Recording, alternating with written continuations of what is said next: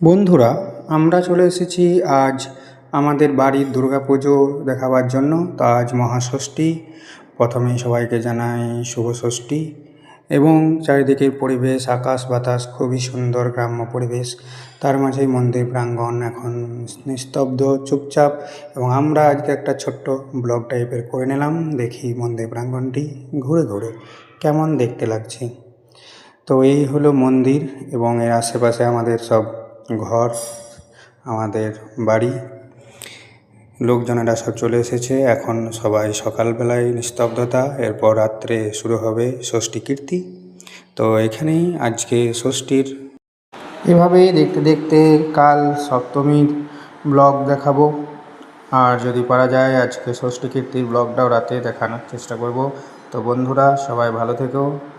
এই ছোট্ট একটা শর্ট ভিডিও আমি তৈরি করলাম। নমস্কার, সবাই ভালো থাকবে। শুভ ষষ্ঠী।